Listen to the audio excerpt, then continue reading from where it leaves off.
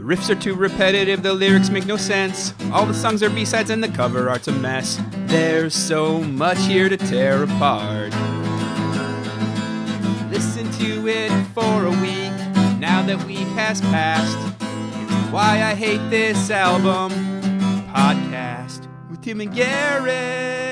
Hello and welcome to another episode of Why I Hate This Album. I am one of your hosts, Garrett Harvey. With me as always, co-host extraordinaire, Craig T. to my Nelson, Timothy Richardson. Tim, how you doing?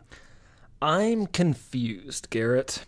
I've been saying that for years. I don't know what you're talking about. My point is that I was really ready for a complicated or a skater boy. This week we are doing Avril Lavigne's album, Avril Lavigne, released November 1st, 2013. Tim, do you hate this album? Yeah, I think so. Where's the plucky young boy that used to have such hope and understanding in his heart? Oh, that boy died in 1997, Garrett. That's very specific. What happened? We'll get into it. Do you hate this? You know, Tim, I don't think I do. Ooh, I am gonna get you there. I wish you wouldn't say that.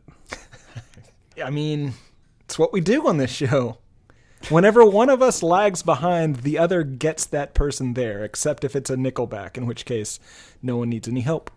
In that instance, you do begin there. If anything, you might bring yourself around and get yourself back there again. Is this the first time your Avril's been Lavigned? No. I have heard, I think everyone has quite a few Avril Lavigne songs, mostly from like very early on in her career. I'd never heard anything from this album. I did re-listen to the entire first album a few months ago whenever the idea of doing an Avril Lavigne album on this show first came up. I mean, it didn't age well, but it's nowhere near bad enough. I do have one story from college. I had a terrible college roommate. He was the sort of person, the first time I met him was him bringing both a deer and a moose head, like hunting trophies, into our dorm room. Hey guys, there's very limited space in here. May I bring my moose head? This is the same guy. Garrett, you mentioned on a previous episode that you bought him a copy of Captain Ron because you were so fucking baffled that anyone would say that was their favorite movie. We're sitting around drinking in a dorm room after Christmas, and Complicated from the first album came on the radio, and about halfway through the song we all just sort of slowly turned around to see this jackass like just this side of unconsciousness waving a lighter back and forth over his head. There's no irony, there's no joking. This was just for him. And whenever questioned about this, he kind of was just like, what? This is a good song. God, do I like this guy? You do not. No, I don't. We've literally told the two most endearing stories about him. And those two endearing stories are kind of about how he's terrible. What about you? Is this the first time your Avril Lavigne has been Avril Lavigned?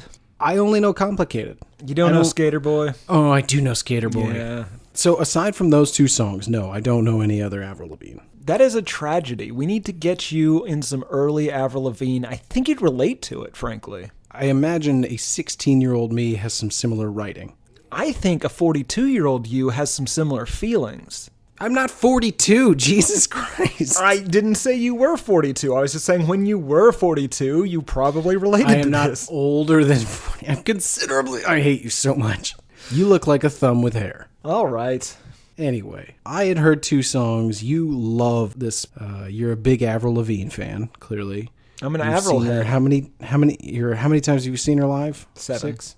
Before we get into this album, let's take a step back, Tim. Let us examine how this young lady rose to such great heights to bring us such unimpressive and bizarre music that is the Avril Lavigne. All right. Well, Avril Ramona Lavigne was born September 27th, 1984 in Ontario, Canada. Now, that is coincidentally Garrett's 26th birthday, to the day. After singing Jesus... That would make me like 60. I'm not a math guy, all right? My point is, I know when your birthday is because I'm a good friend. What day did you say that was? Your birthday, September 27th. That isn't my birthday. After singing Jesus Loves Me at 2 years old in the car on the way home from church, her parents at that point knew she was going to be a musical success someday. Her dad turned the basement into a studio/practice area He bought her several guitars, keyboards, drums, microphones, etc. Her dad played bass in a church worship band. That's coming back up. And I'm pretty sure that he was kind of angling to be the bass player in her band and is probably still disappointed that he was not. Real Bob Rock situation. Also, is everyone in a worship band? Are you in a worship band? I have been in worship bands, yes. God, I hope that's true. You know I'm musically untalented. And excommunicated from most traditional religions. Well, they don't like my bold, fresh ideas. That is the kindest way you could have said that. Her parents took her to sing karaoke pretty much constantly, starting about 14. They also... I like how you said took her. Forced her?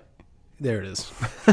They also took her to sing at country fairs. In 1999, she won a radio contest and got to sing with Shania Twain in front of 20,000 people. That was her first, official gig. A local folk singer saw her perform, and he asked her to sing on 2 albums that came out in 99 and 2000. And she was then discovered by a manager, Cliff Fabry, in 1999, who sent out karaoke tapes and some original performances. And she ended up getting sent to New York City in the summer of 2000 to work with famed producer Peter Zizzo. Is he famed? I was being nice. He listens to the show. That's the only way I know who he is.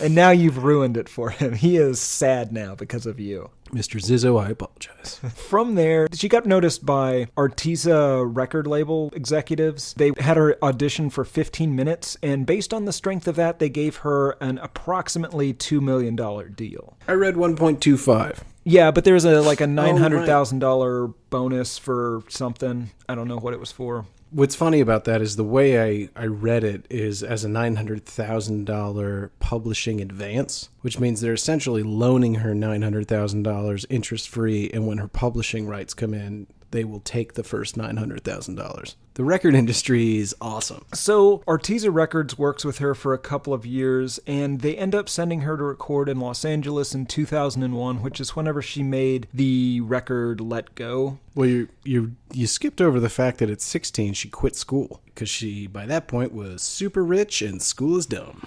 Yeah. It's a real Britney move. Let Go made it to number 2 on the Billboard 200. It has sold 6 million copies worldwide, 7 million copies in the US as of 2009. She also has a Guinness World Record for the youngest female to top the UK charts at 18 years and 106 days, in case anyone in our audience is looking to break a record. Also, I don't think anyone in our audience is going to do that. If you do, mention the show. 2004, her next album, Under My Skin, is released. It hits number 1 in a bunch of countries, including the US, and sells 10 million copies worldwide. She also won the Favorite Female Singer Award at the 18th Nickelodeon Kids' Choice Awards. I think you were actually a panel member that year. I was, yes. Yeah. She also begins writing songs for other artists, notably Princess Diaries 2 soundtrack. Favorite of both Garrett and mine. Princess Diaries 1, absolute garbage. Number 2, Princess Diaries 2, genuinely good movie. Is that the one with the Predator? It is, yeah. The royal wedding is interrupted by a predator halfway through. I believe the Predator and the Alien are... It doesn't matter. I don't want to spoil anything. Go watch Princess Diaries 2. There's a huge surprise in the wedding scene. Anyway. Yeah, I love that movie. 2006, she plays the closing ceremonies at the Olympic Games and also marries Derek Whibley of Sum 41 fame that same year. It's Weebly. Weebly? I don't know. Hey, look how he spells Derek, man. D-E-R-Y-C-K. Fuck that guy. 2007, her third album, Best Damn Thing, is released. It sells over 9 million copies worldwide as of this year. The lead single from that, Girlfriend, another great song, sold 7.3 million copies and, confusingly, was translated and recorded in 8 different languages. By whom? I don't know. Her? I don't know. I mean, she could certainly do it in French. What? She's French-Canadian. She speaks French. Oh. Well, she speaks a bastardized French. She also has a Guinness Book World Record for... Girlfriend was the first video to reach 100 million views online. I want to say this right now. As a child, I loved the Guinness Book of World Records. As an adult, could take it or leave it. Not that impressed. Now, let me ask you this. If you had a record in there, I assume that would change. No, even if it was the most impressive record, I still would mock it as a publication. I don't believe you. You are a shameless self-promoter, if nothing else. That's true. Why are you denigrating my lifelong goal, Garrett? Well, okay, hold on. This just took a left turn. What do you intend on getting a world record at? Anything. I just want to be need... in the book. I spent my 20s working on my juggling. That didn't pan out. I did a bunch of ladder stuff. Also, apparently, there's a lot of people that are really good at ladder stuff. What is ladder stuff? It's just stuff you do with ladders. The tallest ladder, the guy that climbed the most ladders in a day, the guy with the tiniest ladder. There's all sorts of ladder stuff you can do. My point is that all the records are fucking taken. Now, maybe if we did some sort of duo ladder thing. Garrett? No. Not going to do your ladder thing. What you should learn how to do is balance things on your face. No. See, I tried that as well. You would not imagine the number of people that can balance things for days on their face. Days, Garrett. Things like ladders? Yes. Well, I don't know if there's ladder. Maybe we could do some sort of duo face ladder thing. Two people that spend the longest time on a ladder together. Now, how do we involve our faces, Garrett? Any ideas? No. Okay, we'll circle back around to that at the end of the show. Remind me, ladders, the two of us, and face stuff. I'm not going to do that. 2008, her line of back-to-school clothes, marketed as a junior's lifestyle brand, is produced by Kohl's, the brand's exclusive retailer. Now, Garrett, you love Kohl's. You know what I love most about Kohl's? What I love about Kohl's is the savings. Absolutely. They have great deals. That's Kohl's. Expect great things. Hold on. For the record, I hate Kohl's. You ever been in a Kohl's? The whole thing smells like a public restroom. Garrett, we like Kohl's on this show. Wait a minute. Did I just unwittingly participate in an ad read? You tried to fuck it up at the end, but we got there. I'll cut it out. Don't worry. All this can be removed. Don't go to Kohl's. You will be raped by vampires. That is not true. I can't guarantee you won't be raped, but vampires do not exist. Don't go to Kohl's. All of their coats are filled with raccoons. They are. Who doesn't want a nice cuddly pet? Don't go to Kohl's. What they tell you are belts are actually venomous cobras. Exactly. You don't have to buckle it. It bites its own tail. It cinches itself up. Saves you some time. Don't go to Kohl's. The entire parking lot is filled with trees that eat children. How green of them. I can do this all day, friend. 2009, her first fragrance, Black Star, is released, which you may not know, Garrett, but that is what you are currently smelling. Black Star. It smells like a cooler of fish that has been left open outdoors. It smells great. It smells like a dead starfish. That is followed up quickly in 2010 by Forbidden Rose, which is not for Garrett time. That one is just for me. I had no idea that every single woman I've ever seen on TV or the radio has a fragrance. In all honesty, it might be every woman. You should ask your girlfriend if she has ever designed a fragrance. She just might not have mentioned it. It's probably called regret. 2010, she designs clothes for Disney based on Tim Burton's Alice in Wonderland and also records a song for the soundtrack. I really wish I wasn't required to watch all of that guy's movies on opening weekend in theaters. He hasn't made a good movie in quite a while. What do you mean by required? I'm not required. I feel obligated to. I support all my fellow Tims in all of their endeavors. Oh, God. Tim, we've been over this. There is no legion of Tims. No, I know. I like them. I want to support other Tims. I want to get the name out there. I want to grow the brand. Grow the brand? You got your Oliphants, your McGraws, your Allens. You want to be there with McGraw and Allen? Your Tim Hortons, both the hockey player and the Canadian restaurateur? My point is that if I don't support my fellow Tims, I can't be sure that anyone else will. I don't think that half those Tims deserve to be supported. And see, that's why I have to put in the extra effort, because of people like you who won't go see things just because they're made by people named Tim. Would you rather be stuck on an airplane with Tim Robbins or Tim Allen? Am I in my heavy drinking days? No, you're both stone sober, they're out of snacks, and it's going to be another 2.5 hours on that tarmac. Tim Robbins, I think. I think I'd go Alan. 2010, she plays the Winter Olympics closing ceremony again. 2011, her next album, Goodbye Lullaby, is released, and that sells 2 million copies. 2013, the album of the week, the eponymous Avril Lavigne, is released. So far, Avril Lavigne is her least successful album. She toured for this album heavily in Asia and South America as a headliner, and then in the US, she was relegated to the opening act for Backstreet Boys. Oh, wow. While recording this album, she also begins dating Chadley Kruger of last week's fame, who helped write and record, honestly, the vast majority of this. Yeah, which makes the whole thing very confusing. They got married in 2013, I think after this was released, and then divorced in 2015. Also in 2015, she announced she had Lyme disease. I don't know if that's related to the divorce. Okay, so that gets us to this album. My God.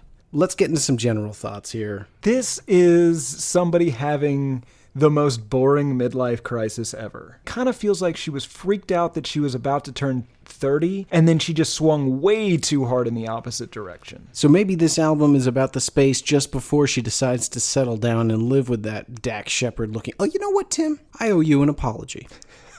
Last week when we did Nickelback, I only looked at early aughts Nickelback. I saw a recent photo of Nickelback. He looks exactly like Dax Shepard. Right? Thank you. He didn't used to. No, well, Dax honestly, Shepard face is something you grow into. It's something we're all in danger of growing into. Mm-hmm, that sounds right. What he looks like to me is Dax Shepard merged with Zach Braff. Oh yeah, that's accurate. Dax Braff? He's got a little Braff in him. Zach Shepard? No. I like Dax Braff. Dax Braff is good. So it's not a good album. No, I mean, the type of music totally makes sense whenever she was 18, but it's sad in any way you look at it, right? It's sad if she's still stuck in that place, if this is her one last gasp before she settles down, that's also sad. It's an embarrassing album. There's large sections of this that are just plain offensive. I don't get offended easily. Last week, I sat here while you made fun of 9/11 without getting offended, so... That was you. No, it was not me. That was you. No, I don't think so. Last week, you came very close to celebrating the events of 9/11. That was you. I don't think so. I reined you in. Anyway, whether this was an honest, true expression of her inner thoughts, which is terrifying and she needs to be supervised, possibly have some sort of lawyer become her guardian. Yeah, possibly Jamie Spears, Britney's father or sister. Or this is like foisted on her. I don't think that's the case. She was 29 when the album came out, and that is important because she's some kind of female simple plan, and we as a society should probably...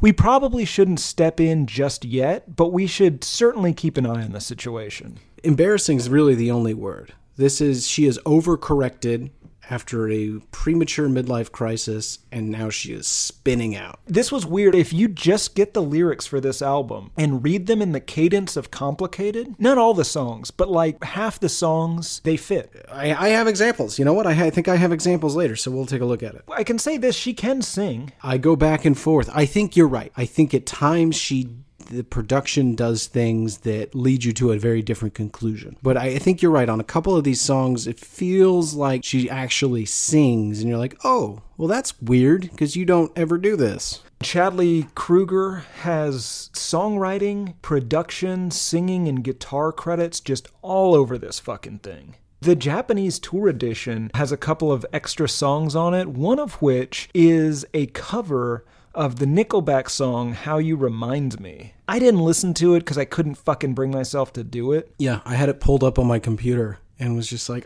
you know what? I'm not going to listen to it. I hate it so much. Turton's got his grubby little fingers all over this album, and it is bizarre. It's bad enough if a 29-year-old girl wrote these lyrics, but it's way worse if a 39-year-old man did. Did you just dead name Chadley Kruger? You called him Turton. Yeah, his name is Turton. No, it's not. His name is Kruger. Right, okay, I understand You changed his name, and you are dead naming him. No, that can't be the same. How dare you, Garrett? I'm sorry. I don't even know what I've done. We'll move past it, but end the episode. Remind me. We'll come back to this. Okay, I'm not going to do that. All right, let's not dwell on this any longer than we must. Let's get into the song by song. Track number 1, Rock and Roll.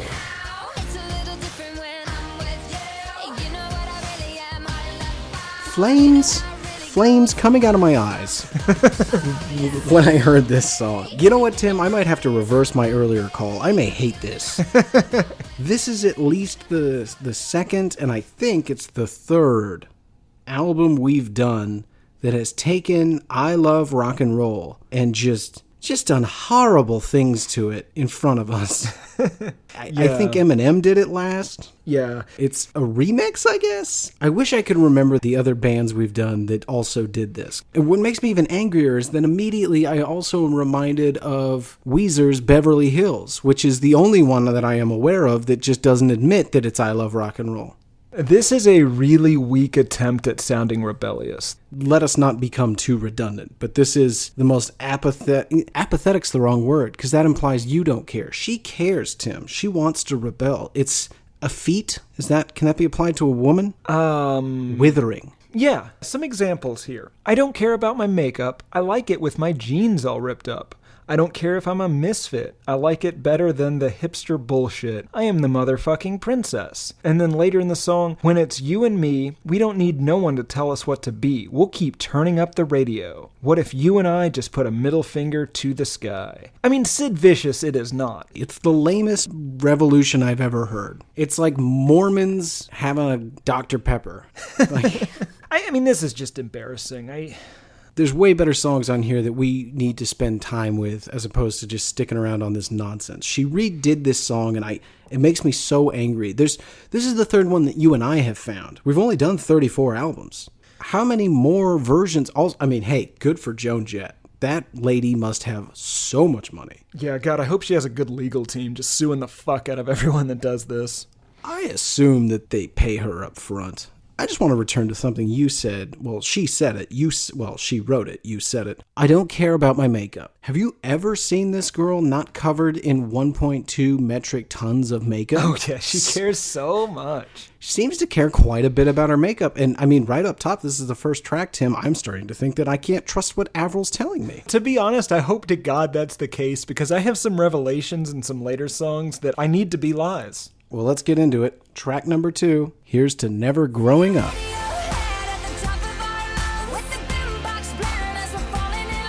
This song is about teens and young adults who want to be able to do things that adults do, like drinking and partying, but never having to deal with the consequences, hence never wanting to grow up. I assume, and I think it's pretty clear to anybody who's heard this song, that it's it's from the perspective of Peter Pan, and this is a song that he sings to Wendy about the glories of never growing up, because if it isn't, Tim, if it isn't a song written in the persona of the children's character Peter Pan about the glories of never growing up as he sings to convince Wendy to stay in, it's Never Neverland, right, with the Lost Boys? Yeah, that's where the Lost Boys are. If it isn't that, then this is the saddest woman I've ever heard. Some lyrics. We'll be running down the streets yelling, "Kiss my ass." I'm like, yeah, whatever. We're still living like that. When the sun's going down, we'll be raising our cups, singing here's to never growing up. That is a child, right? I am an adult-aged male. You are a little bit too possibly far older than I am. I mean, nothing in that sounds appealing in any way, right? Right. Like you were saying, 22, I didn't have any responsibilities. I had limitless free time. My liver could not be beaten. My liver could metabolize just gallons of alcohol at a time. Like, it was fun. Any before that was terrible. It is the Bruce Springsteen thing where he's talking about high school being his glory days, but she actually means it. His song is about how that's fucking sad. Her song is about how that's awesome. Here's the tragic part, Tim. She didn't have those glory days. She left school at 16. I don't even know what she's literally singing about things she read in books. Oh, so it's like a Michael Jackson thing. This might be a Peter Pan song. Well, now you're talking in a much more philosophical context.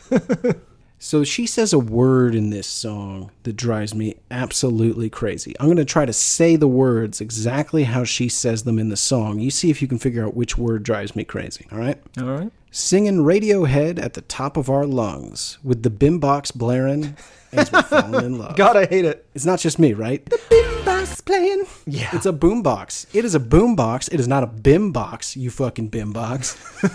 What's wrong with you? Say boombox. Boombox. Do you think she's a Radiohead fan, as the first line implies, or is this like a mom version of like what the kids are listening to? This entire album is a mom version of what the kids are listening to. She is the coolest mom in Carpool, dude. Yeah. Have you seen what she does with her eyes? She looks like a raccoon. So this song reminds me of rollerblading. Whenever I was a kid in like 97 or so, the jumping stairs and grinding and smoking cigarettes and whatnot. Why is that? The reason it reminds me of that, I went out to go rollerblading one day to where I would always meet my friends and just no one showed up. And I found out that apparently that day, everyone across the entire planet just simultaneously decided that rollerblading was dumb and they weren't going to do it anymore. And I was really disappointed. But I think that a main theme on this album, she kind of wants to just drink shitty alcohol in somebody's backyard before their parents come home,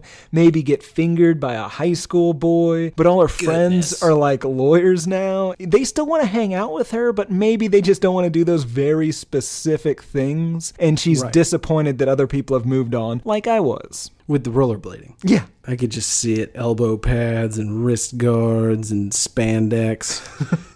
That's a sport just made for you. Oh, no, I took it the other way, sadly, but I would look just as ridiculous. Yeah, I did too. That's honestly when it would have been best for us to be friends. We had a common set of interests. You were old enough to buy me cigarettes, so that works out? No. This adult friendship we're attempting to have it's just not natural. Your girlfriend says that every time I come to your house. Can you have a talk with her? It's rude. I understand that it is uncommon, but the word unnatural, it digs at me, Garrett. I don't like This is my friend Tim. We have an uncommon friendship. It's not her fault. It is you. It is your fault. Listen, 2 things you do in the first 25 minutes you're in my house. You give me a hug, which, as I've mentioned, you hug with your hips. Yes, but in my defense, I do my best to include her in our hugs. Yeah, that's not helping. Oh. The second thing is, until you believe you're really here, the hand-holding, it is off-putting.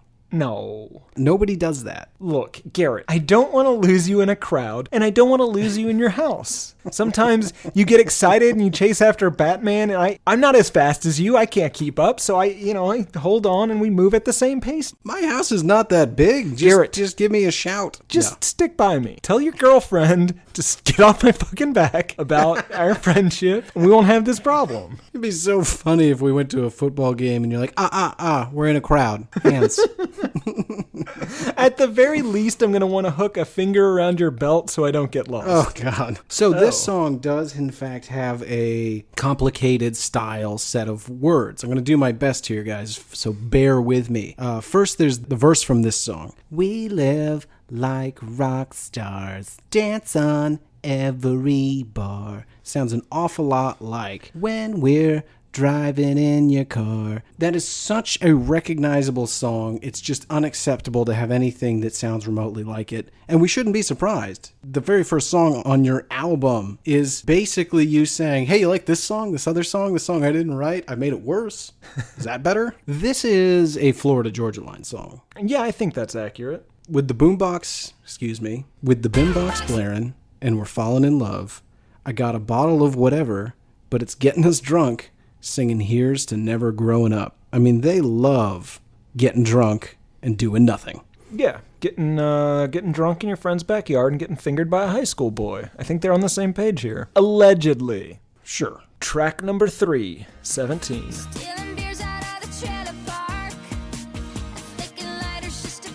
Curious to hear your thoughts on this, because I have just one theory, and without that theory, I don't have anything to say about this song. So you go ahead and start. Okay, so I have a theory that involves verse 2. Parts of this, maybe even all of it, although I really hope not, are about her brother. What? Verse 2.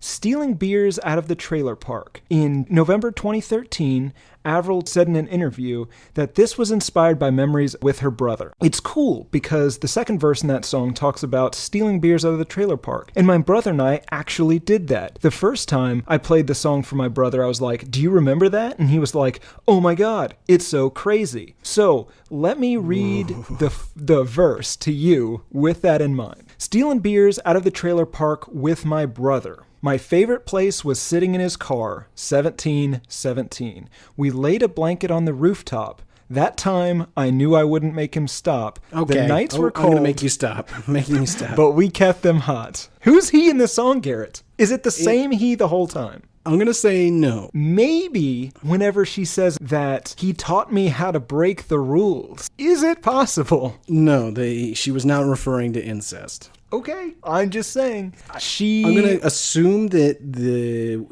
her brother taught her how to break the rules, and then she went and ran off with Johnny Hood of the car. Well, no, that can't be true, because the person that taught her how to break the rules was somebody she would kiss in a parking lot. Oh my God. This is so much worse than my theory. Can we say stepbrother, maybe? No, it's not her stepbrother. It's her brother. Okay, she and her brother finally break the rules, steal beers, and then commit incest with one another. We might need to call someone. I don't think there's, incest police. I think that's just the regular police. I don't think they do. Oh, absolutely they do. I mean, somebody's got to be out there arresting people for banging relatives or marrying relatives. It's horrifying. But that, I worry. I don't know, but I worry that that's what this song is about. Now for a far less terrifying version of events. My theory is that the song is written obviously about her affair at 17, right? With this young man. I assume that the events depicted in this song took place in 2012. Oh. She was 28 when she did the following. He was working at the record shop. I would kiss him in the parking lot. Tasted like cigarettes and soda pop. 17. He would tell me I was beautiful, sneaking in the neighbor's swimming pool. Yeah, he taught me how to break the rules. 17. Now, what if it was an older man? I didn't even consider that. I thought she was the predator in this scenario. So this song has two choruses. Choruses? Several of her songs do. We should not carry these principles into Texas Toast or Soap Of course Bucket. not. We need to stick to a chorus is a chorus. But we can repeat that chorus 2 to 5 times per song. Sure. Whereas Texas Toast, every one of those is a rich and beautiful tale with a full arc and a cast of characters in the setting that you can practically see yourself in. Yeah, and also it's a car commercial. Right. Ooh, we should get Matthew McConaughey to be in all of our music videos. Why? Have you seen those Lincoln commercials? Let me ask you this. Since Matthew McConaughey started starring in those Lincoln commercials, how many Lincolns do 3. I own? Okay. He has to be super oily, right? Oh, he's slick as a weasel. Track 4, Bitchin' Summer.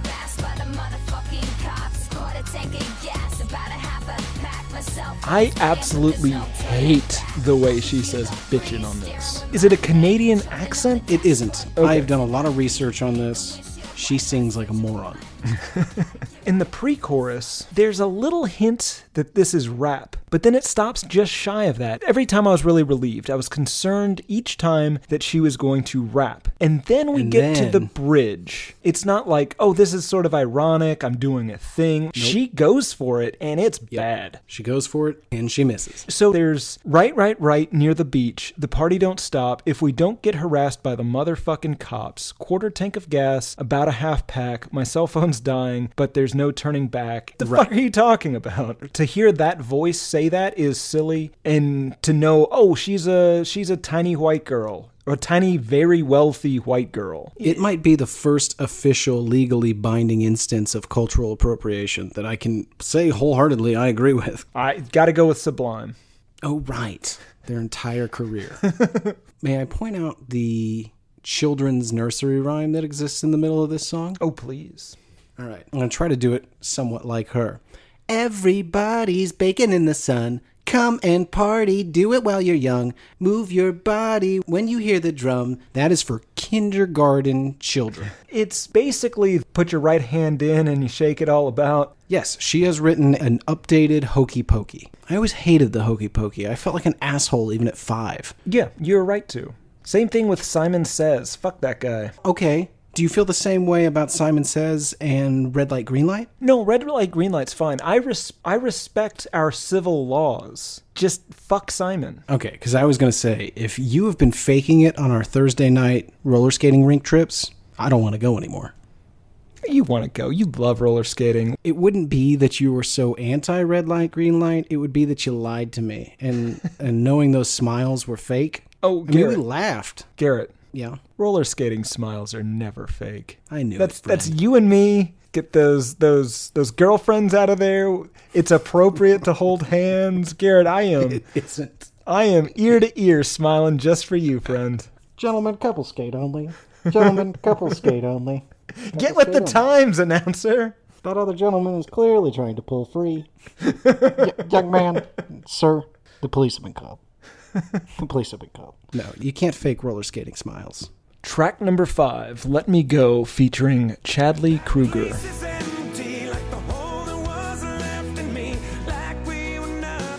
The piano musical intro reminded me sort of an Evanescence, Linkin Park kind of thing. I was really worried we were going to get like some strong nu metal here.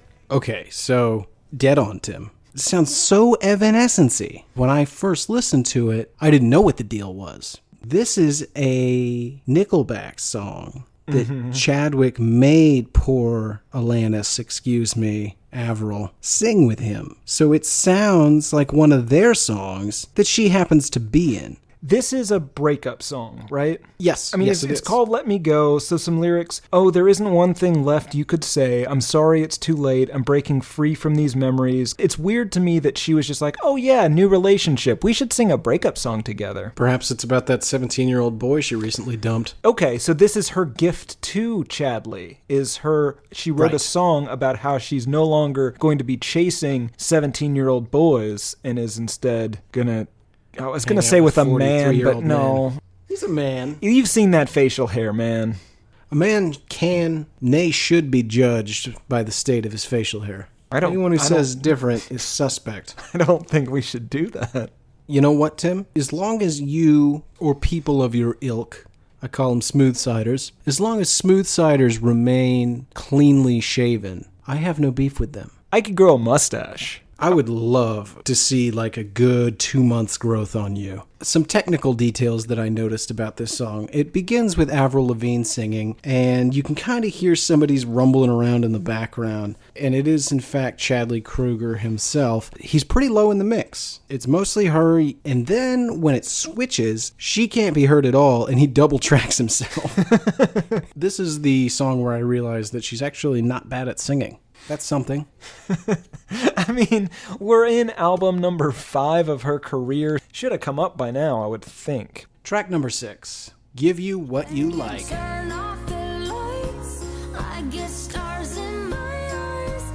This song is problematic, is it?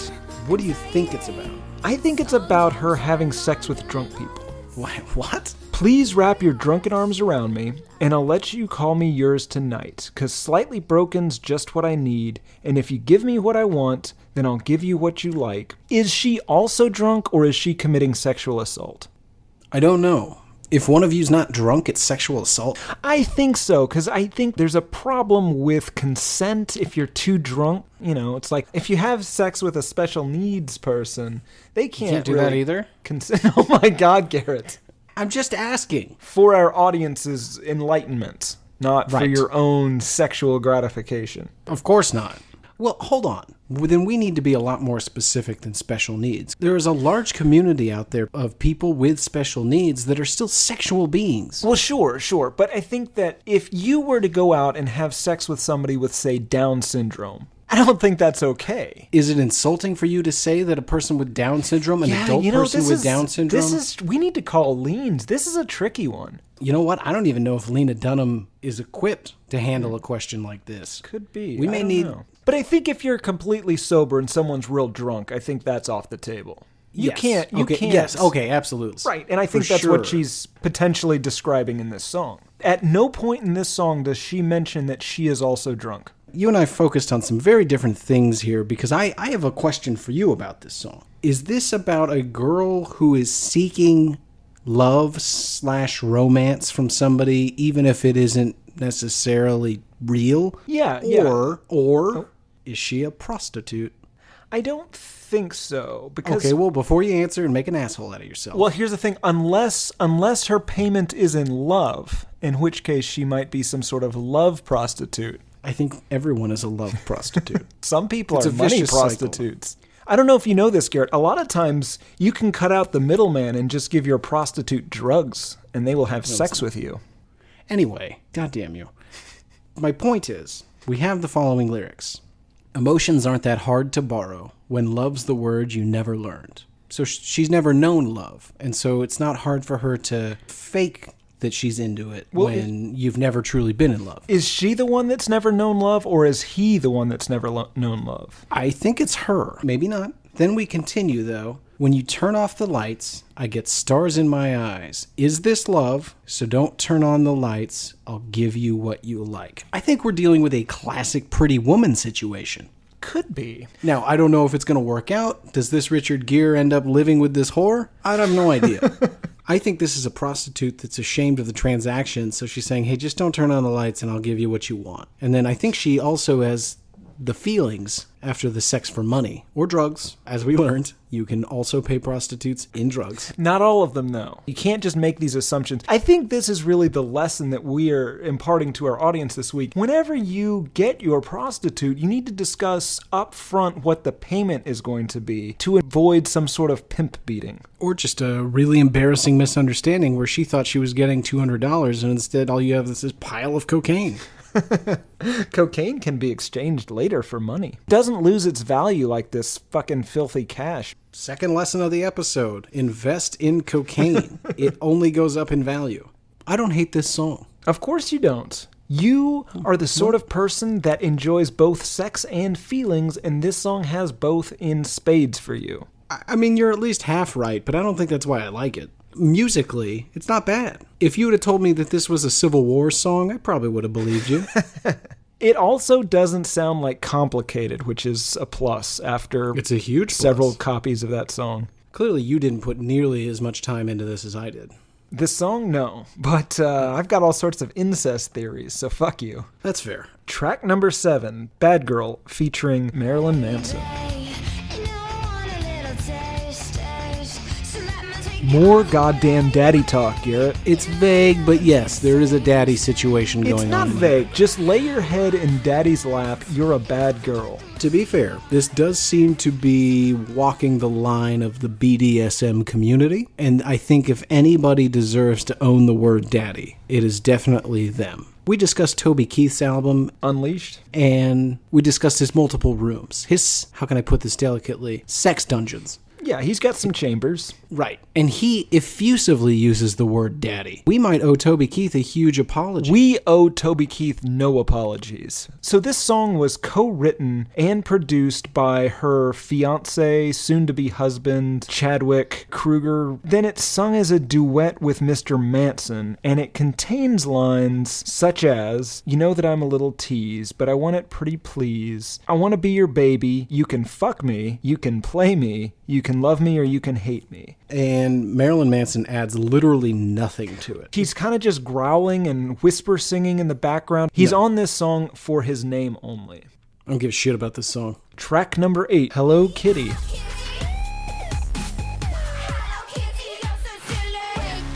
Or as I call it, Harajuku's Revenge. This is just plain theft from that song. It is a combination of Gwen Stefani's epic Harajuku tribute mixed with Bubble Pop Electric and a dash of bananas. I was going to say, and a dash of D. Antwoord. It doesn't have the charm of any of those things, and I say that, you know how I feel about D. Antwoord. You love it? No, I hate it. Oh. And this doesn't have the charm of a D-Ant word. I don't know who talked her into this. Did you watch the music video? Oh, I did. Does Avril Lavigne also own slaves? Because it's got these 4 dead-eyed Asian women following her around that may or may not be slaves, and it's real creepy. I don't think they're slaves. At best, they're on loan. Maybe she has rented these humans. Is there like a library situation?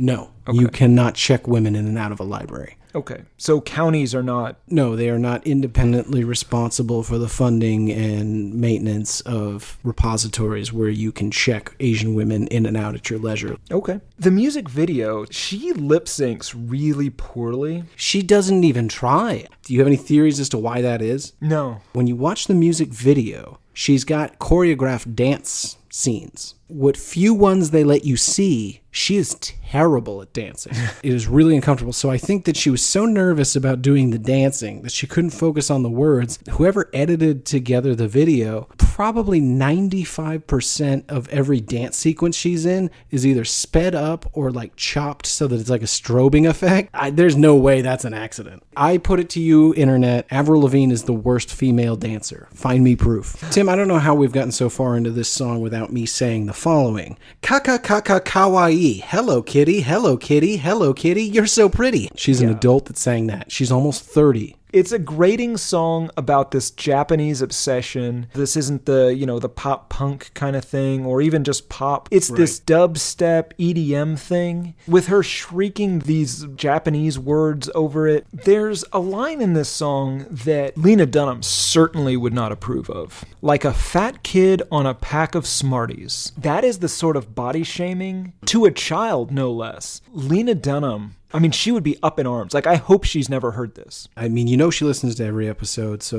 Leans, I'm sorry you had to hear that F word. Tim's just throwing out crazy F-bombs without any sort of warnings. She's okay with those. The FAT word? Oh, we're just throwing that out there? Sorry. You know what? That's on me. Every person is beautiful in their own special and unique way. Track number 9, You Ain't Seen Nothing Yet. I had a hard time just getting over the fact that this is not a BTO cover. I am, even as we speak, Tim, singing the Bachman-Turner Overdrive You Ain't Seen Nothing Yet in my head. I feel like I'm repeating myself. It has to be said, this song is for some sort of Disney TV show that I'm not even aware of, right? You are correct. It's just horrible. Do you have any idea what this song is about? I mean, I've got a couple of ideas. I think the end of the first verse is about semen. Okay. Jesus. Let me read the lyrics. Don't just say semen at me. Sugarcoat it a little bit. You know how aggressive it is for you to just shout semen in my face? It's aggressive in the song, too, in my defense. Okay, go ahead. A first taste, like honey, you were so yum. Can't wait for a second, 'cause it's so fun. Third base, I'm heading for a home run. Garrett, that home run is happening in her mouth. The home run is intercourse, Tim. Oh, third base is the mouth third base stuff. is happening in her mouth. I apologize. You and I are dangerously close here. I didn't expect it with you throwing out the big semen bomb up top. You should always expect a semen bomb from me. I do now. So, remember that 17-year-old she was dating while she was a 30-year-old? Yes. I think that this is about her, as we mentioned, as the predator, going after this young man's virginity, his chastity, Tim. Hold on tight to this roller coaster ride. And if you're loving this, just give me one more kiss, 'cause you ain't seen nothing yet. Is there a chance that that nothing is her vagina? It is. Is it a chance or is it her vagina? It's most likely her vagina because, again, she wants that third base in her mouth and then that home run in the vagina. God. Third base in her mouth. It's where third bases happen. You told me that. All right, so we're gonna replace the spare. We're gonna rotate the tires. Jimmy here's gonna do a quick third base in your mouth, and then we'll get you out of here. Okay? Well, I'm sorry. What is happening?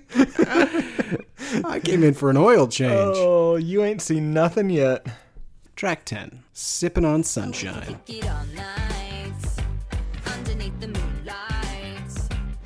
This is a Florida Georgia Line song. Absolutely it is. Subject matter, backing vocals, everything about it. It sounds like it was written to be played over a Sandals Jamaica commercial. You know what it kind of sounds like? A song that you'd play for like Abilify or Zoloft or... That or some sort of Viagra commercial where there's two bathtubs side by side on the beach and old people are in their separate bathtubs, but they're holding hands like some sort of Tim and Garrett. Nope, Excuse me. we've never done that. Sorry. Garrett and Tim. That's better. But no, we've never done that. Yes, Cialis does paint a softer... Viagra's more about like bad to the bone. Cialis is sipping on sunshine. Yeah, it's the whenever you're in the mood. Tim, have you ever sipped on sunshine? No, it works just fine. Everything's okay. Great. I kept picturing a ragtag group of kids fixing up an old camp so that the owner, when he returns at the end of the summer, will decide not to sell it and they can all come back next year. Well, see, I love that idea. Maybe Ben Stiller's there and he's being a dick. Now you're literally talking about heavyweights. Yeah, I love that movie. The whole album just really tumbles into nothing towards the end, so let's just keep it moving.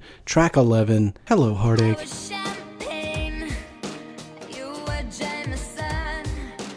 I have a rare compliment for her on this song. In stark contrast to every male musician we've ever talked about on this show, she seems to take responsibility for being the shitty one in a relationship. Right?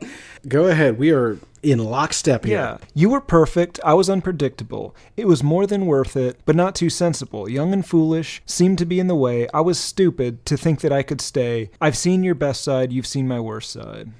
Just last week, we were wondering why it is that every single guy we hear has at least one song, if not an entire album, dedicated to the women that have wronged him and how he's been nothing but a gentleman. And we wondered, do any women write a song like this where they've done everything right and the man has done everything wrong? Turns out, no. With women, it's the exact same song, just from the other person's perspective.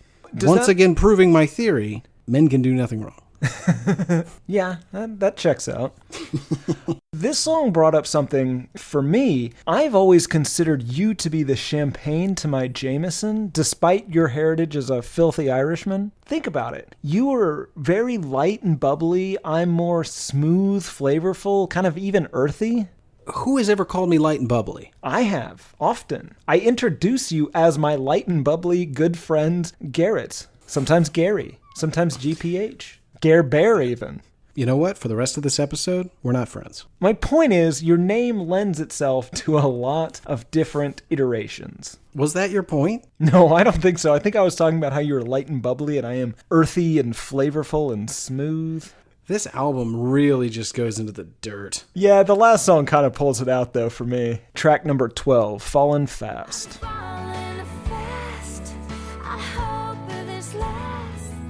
This is like a pop country song, maybe? I feel like if your dreams had a soundtrack, it might be this song. I'm going to read some lyrics here that I think might really encapsulate your dreams. What is it I'm feeling? Because I can't let it go. I say let's take a chance. Take it while we can. I know you feel it too. I hope it lasts. I'm falling hard. I'm falling fast. But we can go. No holding back. Does that pretty much sum up your cowboy dreams every night? Yeah, pretty much. This song to me seemed like the perfect song for a montage of two characters falling in love in a movie about competitive diving. That would be great. Yeah, the song's called Falling Fast. The movie...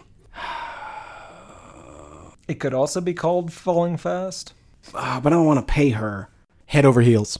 All right. So it's a competitive diving movie where two characters fall in love as they train together. Classic. Now, is this a same-sex couple? What? Well, I mean, a lot of times athletes that are training together are typically the same gender. What's your point? Can this movie be a same-sex couple? You picture whatever it is that makes the movie best for you. Same-sex couple, go on. Okay, well, that's picturing a man in full chaps and spurs, aren't you? I'm not. Have you ever gone swimming with a lot of leather on, Garrett? No, I can honestly say I haven't. You'll drown. You will drown. You'll Jeff Buckley the shit out of it. Oh, that man was a saint and he deserves better than being mentioned on this show. He may have gotten blackout drunk and wandered into a river to fight it. That is exactly how he died. We are going to have to work all night if we're going to get the first draft of Head Over Heels done by our meeting tomorrow. All right, let's move it along. Track number 13, Hush Hush.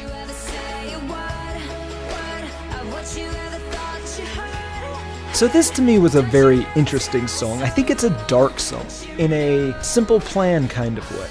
Let me take you through the arc of the song as I see it. She is in love with a guy. It was a surprise to her to feel that way, but it seems to be working out at first. The lyrics. I didn't mean to kiss you. You didn't mean to fall in love. It doesn't end up working out, but she's going to be mature about it, and she's going to let him go, thinking that that will be the best thing for him. The lyrics. Okay. So go on, live your life. So go on, say goodbye.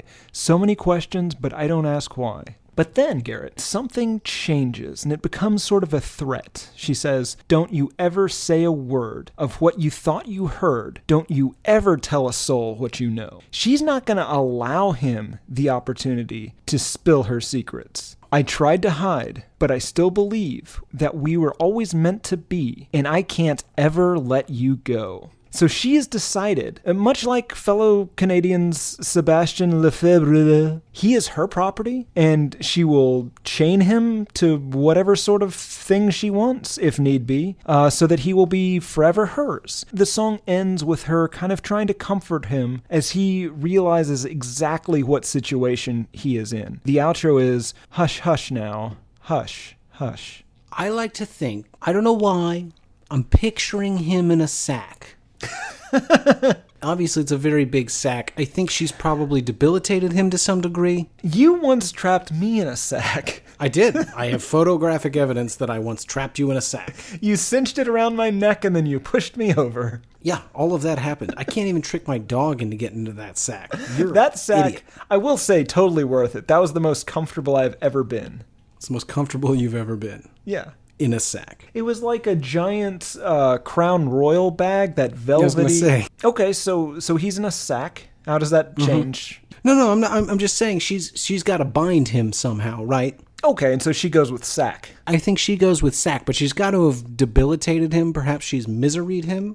Ooh, that's... Maybe she's just cut off his hands and feet. I don't know. Jesus Christ. It's worse. It's worse than misery. I don't know. I wasn't there. She's not concerned, though. I doubt he has a tongue anymore, too. Okay, come on. You're just turning it into that second terrible Dexter book. No. He's got arms and legs, but he's got poorly bandaged stumps. The reason the no tongue is she says hush, hush so much that she's just trying to quell this tortured soul, and she makes it pretty clear she can't have him talking. So maybe initially he's tied to a chair. She's like, hey, I'm going to let you out, but you got to be nice. Maybe just some duct tape, right? And then he gets mouthy, threatens to go to the cops, so she takes that tongue. Then eventually she's like, I can't just be sitting around here all day making sure you don't escape. Where can I put you? I don't have a radiator. I don't have some sort of cellar. I'm no Sebastien Lefebvre. So what do I do with you? Here's a solution. No hands, no feet. Stick you in a sack. Your story is horrible. It's your story. I just filled in the details. You involved cutting off hands, feet, and a tongue. I took it to the most logical place based on the information you used the word gave logic me. Poorly. You know what, Tim? You cannot continue to build a giant bonfire, cover it in kerosene, and then hand me a lit match and get angry when I drop it in the fire. Okay. I'm saying this is mostly your fault. Oh, it's a metaphor. Gotcha. Do we have to get out your metaphor flashcards again? I don't have time. No, I figured it out. We don't need flashcards. Yeah, I got there. You did get there. I feel like if your writing style has become that rudimentary that I don't even know if I want you as a co-writer on Head Over Heels. Oh, you take that back. I don't know if I can. Garrett, I was the one that came up with the idea of not dressing them in leather and making them both men or women, as long as they're the same gender. You're off the project. I'm sorry. It's not me. The studio wants fresh eyes. I fresh. Apologize. Yeah, they've heard a lot of your ideas, and they're not thrilled. Garrett, I've got ideas that Hollywood's never seen before. I'm sure that's true. How did this thing do? Honestly, not that great. Peaked at number 5 on the Billboard Top 200. I know you hate me telling you other countries, but this is interesting. It was a number 1 album in China and Taiwan. It was a number 2 album in South Korea and Japan. It was triple platinum in Taiwan. It was gold in Japan. And it was gold in the US, which is 500,000 copies. This whole thing is probably sold somewhere in the neighborhood of a little shy of 1 million copies. Overall, she has sold over 40 million albums worldwide. She has sold over 50 million singles. She was the number 10 top-selling pop artist from 2000 to 2009, according to Billboard. The Holy shit. 28th best-selling act for the decade overall. Yeah, she's also got all the money in the world. Yeah. What about reviews? So Amazon, we've got 206 reviews, 4.3 at a 5-star average, which is mind-boggling. 81% 4 to 5 stars, just 6% 1-star reviews. First review, this is by BJ Street, called Why Change a Good Thing? I've always liked Avril's vibe. Her naive celebration of id is refreshing, clueless, but no harm, no foul. Basically, id is ambition, but Avril takes the path of indulgence and has a lot of fun along the way. Perhaps rebellion was more real when she was actually a starving artist, not a Bev Hills housewife. She does pour her heart into it, and her confidence keeps refining her voice, giving it more immediacy and subtler tones of expression. So the vibe feels sincere, although being a refined rebel is contradictory. Most fans are drone egos who admire id's shininess. Indulgence has many... Oh, come on, man. This is horrible. What the fuck? Indulgence has many more than 50 shades, but Avril keeps it pretty simple. And it works in the classic girl vibe way. Let's party. GWS, Libra loves you back. That's Robert Christgau, right? Why does it get well soon? Is that what I GWS assume that's what means? GWS means. I don't know. But yeah, 5 stars, and I'm pretty sure that's a Robert Christgau review. Snuck one in sounds there. like it. Next review, Long Live the MFing Princess by There's Kyla. another one? Oh, yeah. That was so long. Minasako arigato kakaka kawaii. Anyone who doesn't like or get Avril's new album doesn't truly like or get her. It's perfect. Anyone who disses the songs reminiscing about her youth, you're just jealous that she looks exactly the same 10 years later, and you definitely don't. Anyone who disses the racier songs, just because you're not comfortable with your sexuality, similar to ex-Tina, and anyone who can't handle the swearing, please go back to the 1950s ASAP. In all seriousness, between her perfect, angelic, crystal clear high notes, the subtle Cranberries influence, and her adorable Canadian accent, nobody can deny this chick can wail. Meow.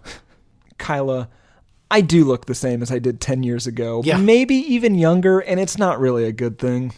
No, you're Benjamin buttoning, and it's not great. All right, good reviews. Tim, who is this for? Pedophiles, maybe? Maybe. Here's the thing. If you like this, it doesn't mean you're a pedophile. But if you are a pedophile, you most likely like this album. Yes. And honestly, I don't know that it's for anyone else. Maybe for people with really like having a tough time and want to look over at somebody and feel better than them. And I'll tell you who it was originally for. Gwen Stefani when she did it better. Yeah, okay. The original version of this is for everyone. Everyone with ears and a heart. Any final thoughts? What have we not said? It's ill-advised. Like, I don't know who in her life failed her to the point that this made it out to the general public, but that person... Friends and family. Yeah. This is embarrassing. You're far too old for this. You should be deeply embarrassed by this and then buy all the copies up so no one can hear it. It's amazing that at 29, you're not just making the same childish thing you made at 18. You actually went way beyond that, and you're coming up with this Hello Kitty bullshit. Yeah, I'm out. I too am out. So Tim, do you hate this album? Yeah, definitely. What about you? Did we get Yes. you there? We got you there. You got me there. Yes. I mean, she got me there. You were just in the room. Yes. Taking a lot of credit here. Yeah. Yeah, I feel like whenever I explained to you the incest plot line, you got there a little. Jesus, dude. No. Okay, sorry. When I explained to you that part of this album may or may not be about incest, you move closer to hating this. Is that accurate? Right. Yes. Okay. So, put another way, incest kind of got you there. No, I will not say that on the internet. All right. As always, thank you very much for listening. If you want to reach out to us, hatepod.com, or you can click on the contact link in the upper left-hand corner, send an email right to us, or you can email us at hatePodMail@gmail.com. If you don't feel like going to our website, which has all of our episodes in multiple formats for downloading, streaming, etc., you can find us on Instagram at hatePod. You can find us on Twitter at albumhatepod. You can find us on Facebook at facebook.com/hatepod. Reach out to us. Let us know what you like, what you don't like. Give us the old review. We really appreciate it. The more of you that do it, the more people listen to the show. The more people listen to the show, the more shows we can make. So reach out. Let us know if you have any ridiculous stories that come to your mind when you hear the albums that we're doing. This has been Why I Hate This Album. I am one of your hosts, Garrett Harvey. I'm the other, Tim Richardson. The riffs are too repetitive, the lyrics make no sense. All the songs are B-sides and the cover art's a mess. There's so much here to tear apart. Listen to it for a week, now that week has passed. It's Why I Hate This Album podcast with Tim and Garrett.